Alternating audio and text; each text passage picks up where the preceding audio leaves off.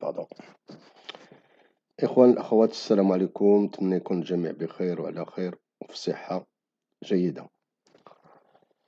اليوم بغيت ندير واحد الفيديو على هاد لا دوتاسيون شكون نابيل لا دوتاسيون توريستيك، ولا ما يسمى بفواياج بيرسونيل. لأن كاين لي فواياج دافير وكاين توت سورت دو فواياج. il y a d'autres voyages pour mission et stage du secteur public et d'autres voyages.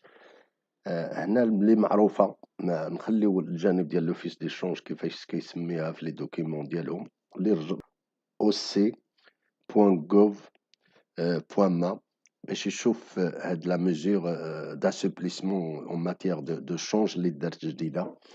ان اي مواطن له ياخذ 100,000 يعني 10 مليون سنتيم ياخذها ويمشي للسياحة، ما يسمى دون لو كادر ما يسمى في لوفيس ديشونج voyage personnel, par opposition au voyage d'affaires et d'autres voyages comme je vous ai dit.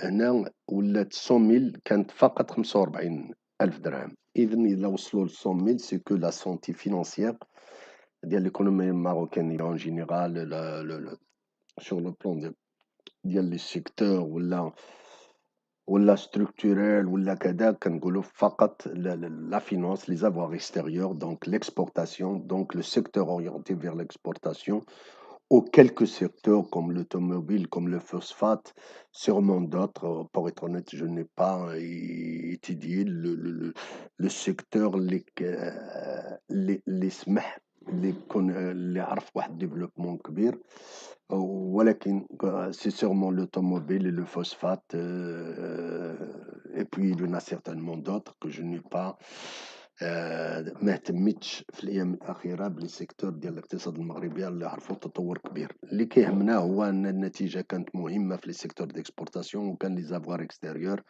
وبالتالي القدره ديال الاقتصاد المغربي من خلال لو تو دو كوفرتور دي زامبورتاسيون طلعت بدون شك، وبالتالي سمح هاد لاسوبليسمون اللي كيظهر في ماتيير دو ليبراليزاسيون كيكون بروغريسيف. وصل 100,000 درهم في لي فواياج بيرسونيل وما يسمى بدوتاسيون توريستيك. 100,000 درهم اللي كانت فقط 45,000 درهم. بالطبع الزائد ما يسمى بدي تي اس دوتاسيون توريستيك سيبليمونتير. هاد الدوتاسيون سيبليمونتير اللي كانت 25% de l'impôt sur le revenu payé l'année dernière, désormais à la source bien sûr, désormais il est de 30%. donc إلا كتخلص مثلا 100 مليون de l'impôt sur le revenu عندك الحق في 30 مليون، إلا أن المشرع دار واحد الحاجة أن ما كيسمحلكش توصل لهاد 30 مليون. 30% كاينة، ولكن فقط في البلافون ديال 20 مليون. علاش؟ لأن فواياج بيرسونيل ما يمكنش يدوز 30 مليون مع هاد 10 مليون زائد 20 مليون في لي دي تي اس دوا دوتاسيون توريستيك سيبليمونتير. إذا 10 مليون أي مواطن واللي كيخلصوا لامبو سور لو فوني عنده الحق في 30%، ولكن إلا ديك 30% تعدت 20 مليون إذا عنده 30. هذا هو المهم، لو كيمول ديال هذيك 10 مليون وديك لي 30% دو لامبو سور لو ريفوني ما يمكنش يدوز 30 مليون. اما لي 30% دو لامبو سور لو ريفوني ما يمكنش تدوز 20 مليون.